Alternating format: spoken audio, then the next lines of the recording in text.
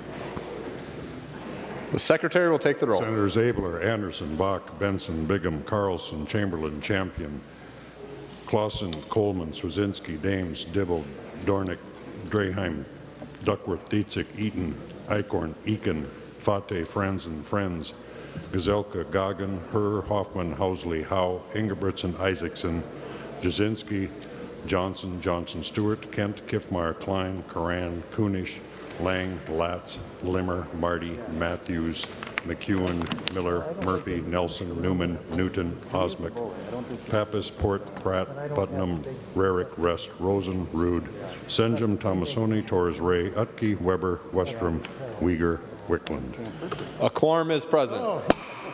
Pursuant to Rule 14.1, the following members intend to vote under Rule 40.7. Senators Anderson, Carlson, Champion, Clausen, Dibble, Dietzig, Eaton, Eakin, Fate, Housley, Ingebrigtsen, Isaacson, Kunish, Latz, Marty, Newton, Pappas, Putnam, Rest, Senjum, Torres, Westrom, and Wickland. We will begin on the agenda today with the second order of business, executive and official communications. Members, please make note of the communications listed in the agenda. There's no further action required on those communications. The next order of business is the fifth order of business, reports of committees. We have one report to be read by the Secretary. Senator Benson from the Committee on Health and Human Services, Finance and Policies, to which was referred Senate File Number 475, a bill for an act relating to health, reports the same back with a recommendation that the bill be amended as follows, and when so amended, the bill do pass. Senator Gazelka. Thank you, Mr. President. I move that the committee reports printed in the agenda and read by the Secretary be adopted. On the adoption of the committee reports, all those in favor say aye. Aye. Opposed, say no. Motion prevails. Next, we'll move to the sixth order of business, second reading of Senate bills. The Secretary will read the Senate file numbers. Senate file numbers 93, 91, 92, 122, 303, 104, and 475. These Senate files are given their second reading. The next order of business is the eighth order of business, introduction and first reading of Senate files listed in today's introduction calendar. Our Senate file numbers 546 to 694. We do have some changes. The first is on page 5. Senate file 586 will be referred to the Committee on Environment, Natural Resources, Policy, and Legacy Finance. Next, Senate File 610 will be referred to the Committee on Labor and Industry Policy. And Senate File 665 will be referred to the Committee on State Government, Finance and Policy and Elections. These Senate files are given their first reading and referred as indicated. The next order of business is the ninth order of business, motions and resolutions. We have several authors' motions listed in the agenda. We'll take these authors' motions as one motion. All those in favor say aye. Opposed, say no. Motion prevails. Senator Kent on behalf of Senator Pappas. Thank you, Mr. President. I move on behalf of Senator Pappas that Senate File Number 29 be withdrawn from the Committee on Jobs and Economic Growth, Finance and Policy and re-referred to the Committee on Labor and Industry Policy. This is the Earned Sick and Safe Time bill, and Senator Pappas has spoken with both chairs and they have agreed. Discussion on the Kent motion on behalf of Senator Pappas. Seeing none, all those in favor say aye. Opposed, say no. Motion prevails. Senator Gazelka on behalf of Senator Ingebrigtsen. Thank you, Mr. President. On behalf of Senator Ingebrigtsen, I move that Senate File Number 208 be withdrawn from the Committee on Judiciary and Public Safety, Finance and Policy and be re-referred to the Committee on Civil Law and Data Practice Policy. I believe that Senator Ingebrigtsen has talked to both chairs. Discussion on the motion. Seeing none, all those in favor say aye. Opposed, say no. Motion prevails. Senator Utke. Thank you, Mr. President. I move that Senate File 497 be withdrawn from the Committee on Human Services Licensing Policy and re-referred to the Committee on Human Services Reform, Finance and Policy. Mr. President, that is my bill, and it is going from my committee, the Licensing and Policy Committee, to Human Services, and I have talked with that committee chair also. Discussion on the Utke motion. Seeing none, all those in favor say aye. Aye. Opposed, say no. Motion prevails. Senate Resolution numbers 23 and 24 will be referred to the Committee on Rules and Administration. Remaining under motions and resolutions, Senator Gazelka. Mr. President, pursuant to Rule 26, I designate the following bill be made for special orders for immediate consideration. Members, the sheet with the bill is on your desk. Members, the bill up for consideration is number 4 on general order, Senate File 258. Senator Johnson.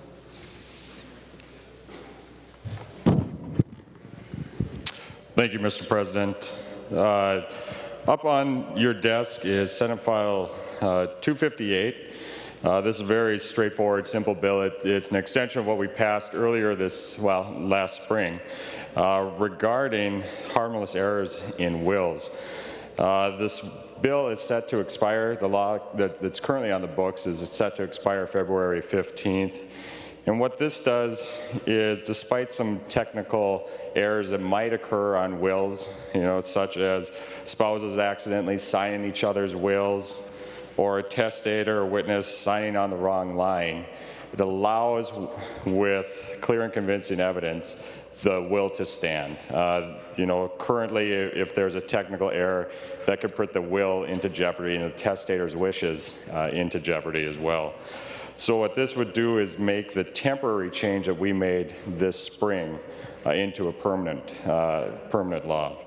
Now, for those who care, this is already in 10 other states, and the amount of litigation that has garnered from this particular change in law has been very minimal. It's been very helpful in those states, and I think overall it's a wonderful idea to make sure that we respect the testator's will going forward. So with that, I'd appreciate a yes vote. Discussion on Senate File 258. Senator Bigham. Thank you, Mr. President. I rise in support of this legislation. I am very pleased that we are revisiting some of the temporary deadlines on the legislation that we have passed over the past year due to COVID, and I am pleased that this makes one of the processes that we have allowed permanent, and I think we need to continue to review the other ones that we have done through the committee process and passing them to be permanent. Thank you. Further discussion on Senate File 258. The Secretary will give Senate File 258 its third reading. Senate File Number 258, a bill for an act relating to Uniform Probate Code. Third reading. Final discussion on the bill. Members, we're on final passage of Senate File 258. Seeing no further discussion, the Secretary will take the roll.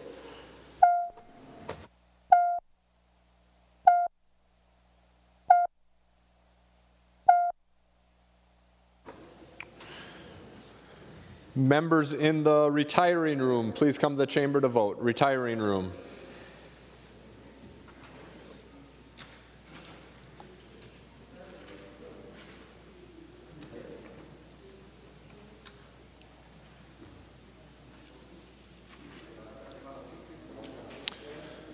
Members in room 303, please come to the chamber to vote. Room 303. And members in the President's office, please come to the chamber to vote. President's office.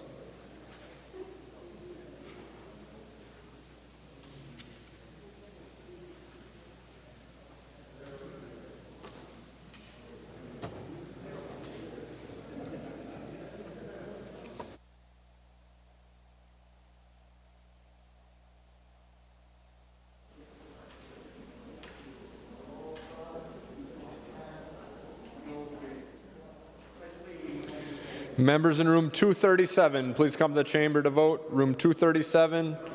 And members in room 206, please come to the chamber to vote. Room 206.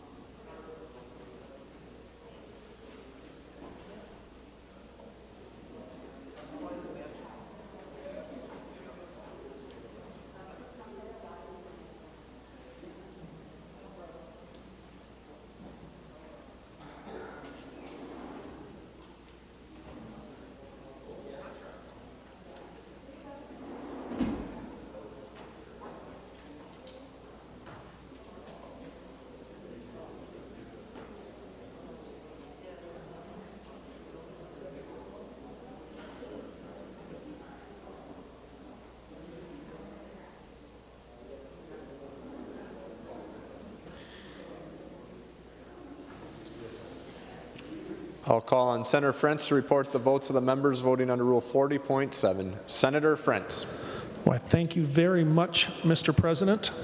Senator Carlson votes aye. Carlson votes aye. Senator Frentz. Senator Champion votes aye. Champion votes aye. Senator Frentz. Senator Clausen votes aye. Clausen votes aye. Senator Frentz. Senator Dibble votes aye. Dibble votes aye. Senator Frentz. Senator Diedzik votes aye. Diedzik votes aye. Senator Frentz. Senator Eaton votes aye. Eaton votes aye. Senator Frentz. Senator Eakin votes aye. Eakin votes aye. Senator Frentz.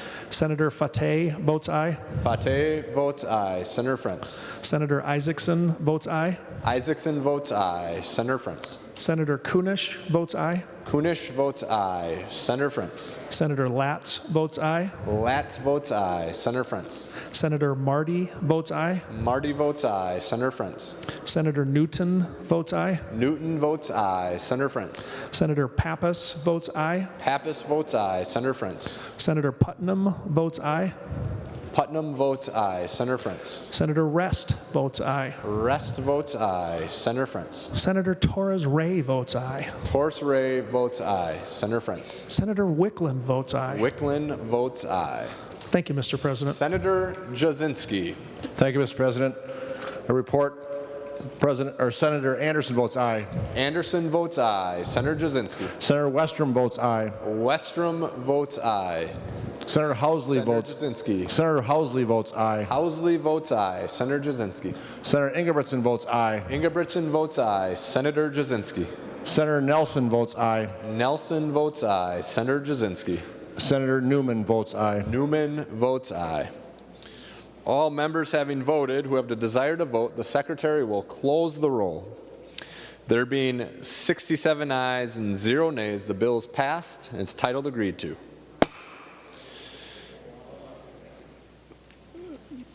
The next order of business is the 13th order of business, announcements of Senate interest. Senator Murphy.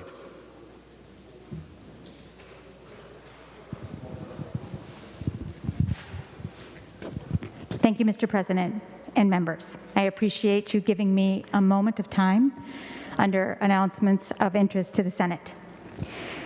Earlier this week, members of this body held a press conference talking about the need to protect senior citizens against COVID and going after the administration about a lack of effort. And I want to say that I believe there is common ground in this body around the need to, as swiftly and efficiently and as equitably as possible, vaccinate Minnesotans against COVID.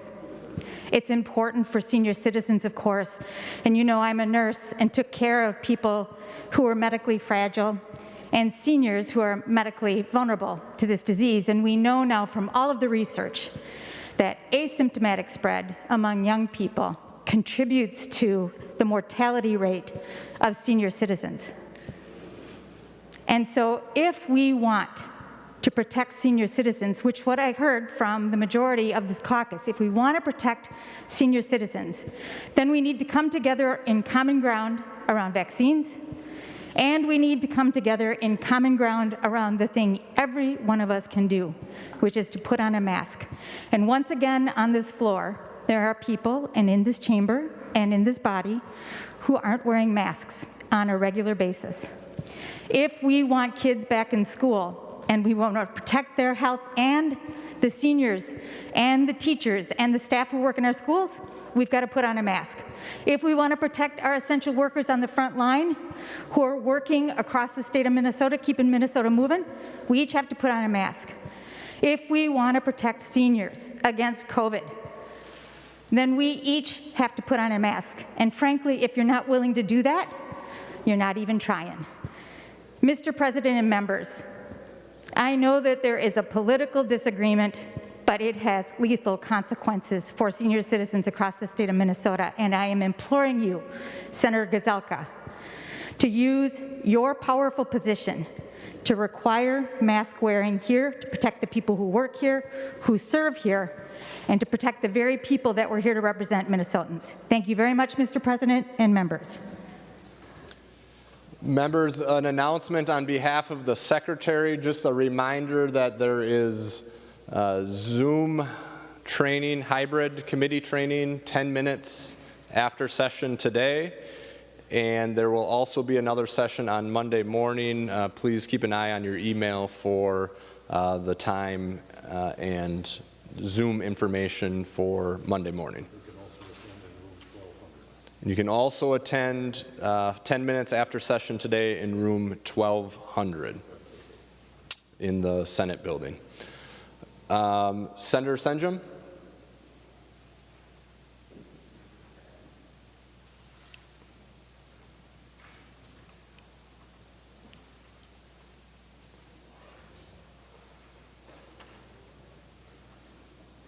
Thank you, Mr. President. Mr. President, we're going to recess or adjourn? We are going to adjourn, but make an announcement of what we're going to do after adjournment, Senator Senjum. Oh, okay. Mr. President and members, after we adjourn today, for those interested, we're going to keep the cameras on, and we're going to talk a little bit about a dear friend of this Capitol, Ron Jerich, who passed away this weekend, and who many of us fondly remember. So for those of you that want to participate in that, please stay after adjournment. Any other announcements of Senate interest? Senator Gazelka. Mr. President, I move that the Senate do now adjourn until Monday, February 8th at 11 a.m. Senator Gazelka moves that the Senate do now adjourn until Monday, February 8th, 2021 at 11 a.m. All those in favor say aye. Aye. Opposed say no. Motion prevails. The Senate is adjourned. Senator Bach. Well, thank you, Mr. President, and members for sticking around for a few minutes. You know, many of you have heard me over the years talk about how the Capitol is a different kind of workplace. We've got members and staff and a whole array of associations and lobbyists and government relations people that come to see us here. And I think the reason that it's so special in a workplace is I think most people out in the public don't know or are unsure on what we do and how this place works. So people that do participate here and try to get to public policy and make things happen, kind of naturally kind of float towards each other because we all understand the place. And when we go home or go visit with neighbors or go to a family reunion, no one really knows what we do except that we work at the Capitol. And so, having said that, Mr. Chairman, it's always painful when somebody in this Capitol family passes away. And this week, many of us lost a long-time friend here. I think it's probably fair to say he worked around in government relations around this building for 4 decades. And his name was Ron Jerich. Started back in the early days of the Perpich administration, or maybe even when Wendy Anderson was governor. And he was here working on behalf of educating members on issues important to, I can just think of the whole array of groups that he advocated for here, of airlines and farmers and ethanol and corn growers and utilities and local governments. And people like him played an incredible role to, I think, probably most of us in educating us. When we come here, we think we know something, and we find out that the breadth of everything we have to do is so much bigger than our life's experiences, that people like Ron become very, very important in helping us be effective. So, Mr. President, just wanted to thank you for giving me an opportunity to say something. I want to thank Valerie, his wife, and his children, who the 3 of them grew up kind of around the Capitol. I'm sure listening to a lot of talk about what was going on at the Capitol at the dinner table every night.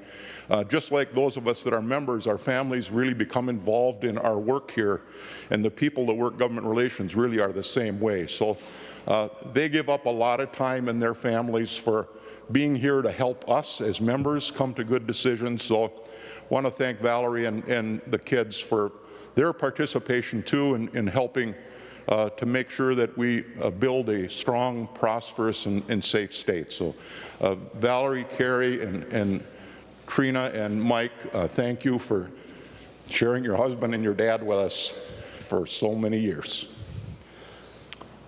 Senator Senjum. Thank you, Mr. President. Members, I want to follow on with Senator Bach's comments. I was here a couple of years over at the Kelly Inn one evening, one of those after-hours events, and I met this guy called Ron Jerich. I didn't know at the time that he was just another guy. I come to find out that for the next maybe 16, 18, 20 years, he was a guy I would get to know and love.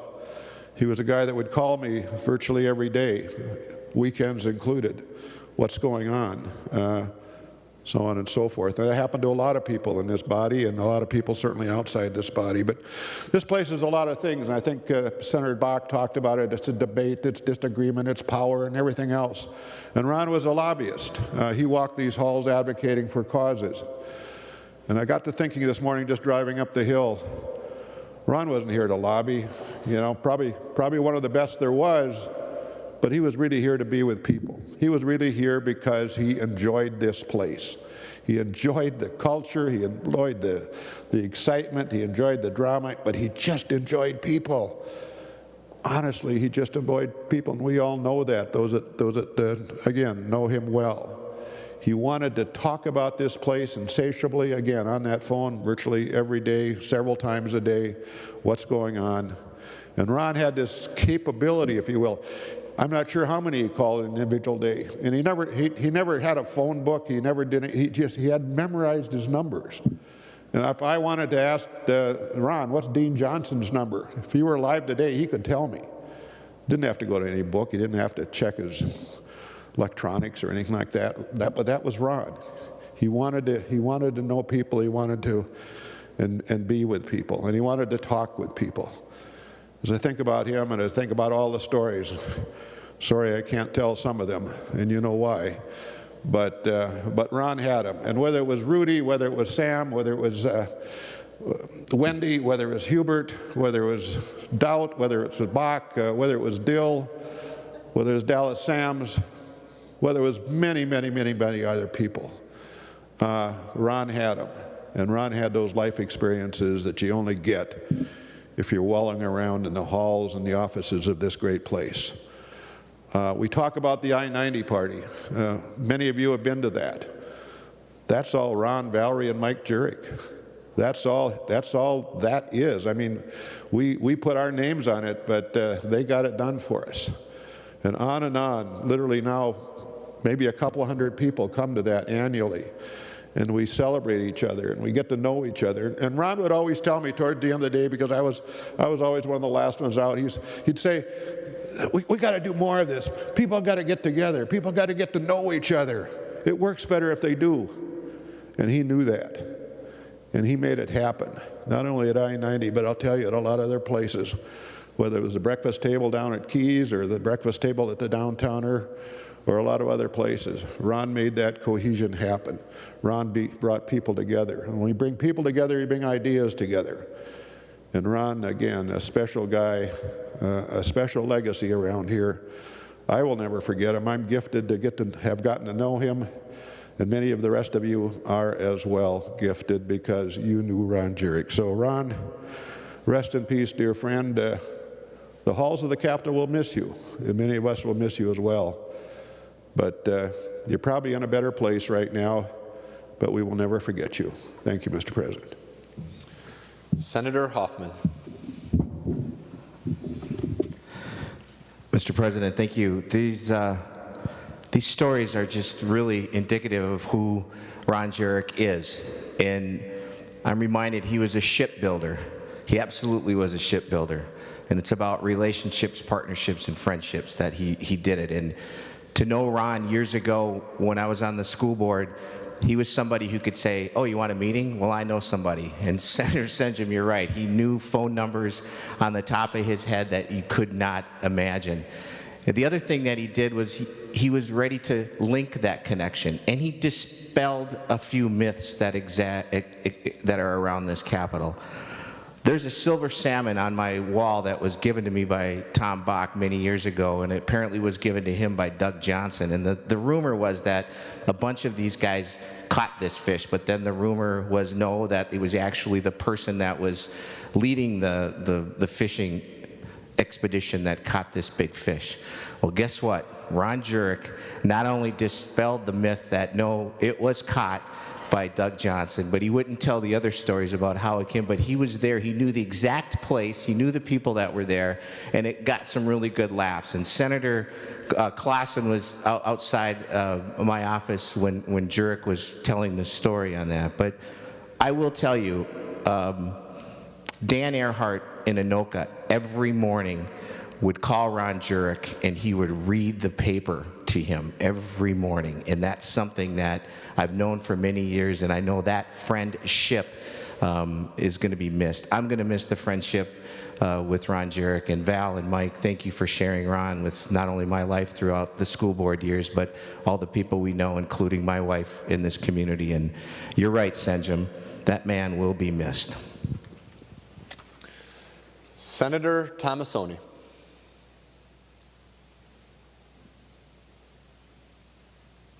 Thank you, Mr. President. And members, this passing of Ron Jerich it's the end of an era. And we may never ever see another one like him. He was the consummate lobbyist. And he was absolutely everywhere. And I don't even know how he got to those places because he could barely even move. And it was just incredible how he would always show up whenever there was something going on. He just loved meeting and talking with people, and he always was front and center on the latest news, and your whatever you said, he knew about it. He had read the press releases, he read the articles, he knew what was going on all the time. And it was one of those kind of things I could never figure out how he could call me up the day after I just put out a press release and said, hey, nice job. And I didn't know how he could possibly know it, because he was probably in Florida. And he was one of the best that I've ever seen at reading a crowd. And what I mean by that is he'd be sitting at a table saying something, and he'd be going off on a tangent on something or other, and somebody in the other side of the table would be looking at him, kind of shaking their head like, Ronnie, that's not right. And he would change what he was saying and get that guy back on his side in a heartbeat. And it was just absolutely amazing to watch it happen all the time. He had more sayings than imaginable, and in spite of his physical health and problems, he was always in a good mood. And if you saw him riding around the MSB on his little electric cart, he always had little pieces of candy in a little basket in front, was always offering it to somebody. And Senator Senjum brought up his phone. Well, he had a flip phone for the longest time, and he never, ever had a contact list. And that flip phone, he'd flip it up. I was in the car riding with him one time. He called somebody in South Dakota, then he called somebody in Washington, and he knew everybody's number by heart. And then he was really upset when the flip phone broke and he had to get an iPhone, but he still never populated the contact list, and he still dialed or punched in the number. I guess we don't dial anymore, but punched in the number. And if you ever saw his fingers, he was definitely the person who should have had a contact list, so he only had to hit it once, but he never did. On his last days, he was brought to the hospital on Sunday, and he was in extremely bad shape, and I'm told that they put him on life support, and he had something monitoring his heart and making sure his heart would keep pumping. He had another thing that was making sure his blood pressure was okay. He had another machine that was keeping him breathing. And this went on for 2 or 3 days until the physicians finally said, well, you know, we can do this for as long as you want, but he's just not going to make it. So the family made a decision to unplug all the machines. So they unplugged the heart monitor, they unplugged the breathing apparatus, they unplugged the blood pressure machine, and all of Ron's vital signs went back to normal without the machines. I mean, it's absolutely unbelievable. For 5 hours, he was in the hospital without any help of any machines, and all of his vital signs were normal. And it was one of those kind of things you say, this is a guy who enjoyed life. And finally, he had to succumb. But he fought till the end, and he loved being around here. So I want to add my condolences to the family and add that rest in peace, big guy.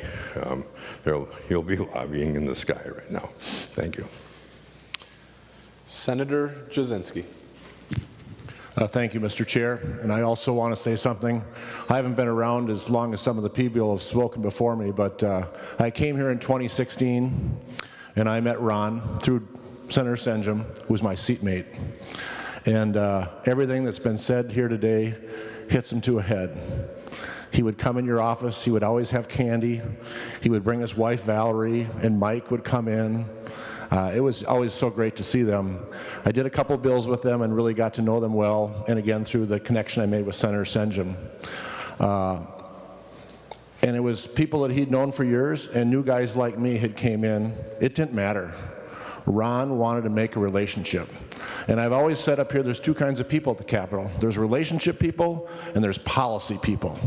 And I'll tell you what, Ron confirmed how important it is as a relationship person, how good you can do. If you have a relationship up here with someone, another member, a staff person, a lobbyist, you can get any policy done. You may not agree on one policy, but because you have that relationship, when you move on to the next bill, you can go through the next policy and work on that. So I want to say thanks to everybody who spoke in favor of Ron or in memory of Ron. He was a great guy. We will all miss him. And even the younger people or that came in 2016 will remember that as well. And again, the candy. I had my son followed me one day up here, and I think he gave my son a $2 bill. He was a big into $2 bills. He always had a $2 bill. It was so neat. So again, my hardest sympathies out to his family, especially Valerie and Mike, who I got to know through Ron. Rest in peace. You will be missed. Senator Rosen.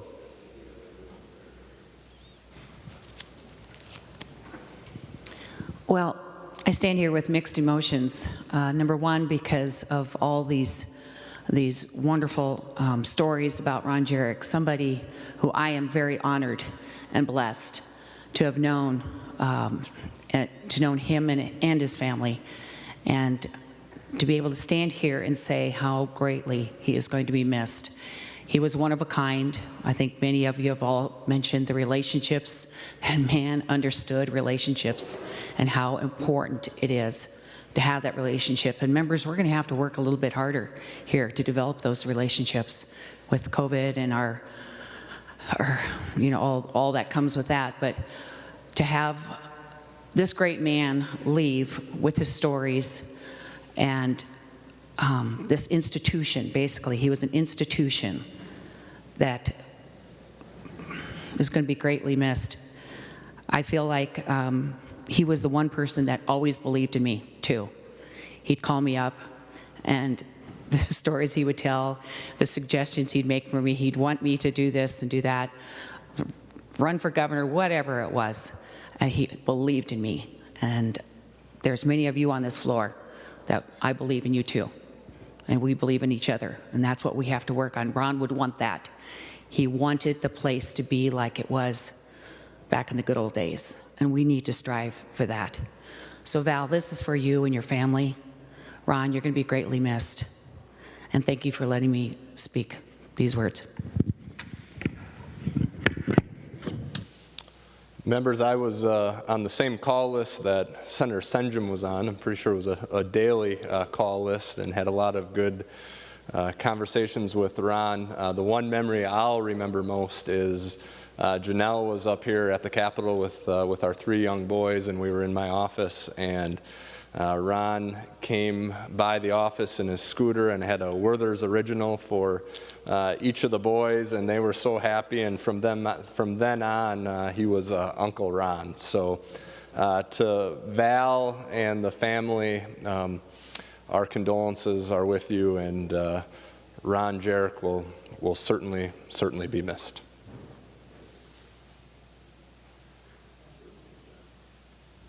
Senator Tomassoni. Mr. President, I request a moment of silence. Members, please stand for a moment of silence to honor and remember Ron Jerich.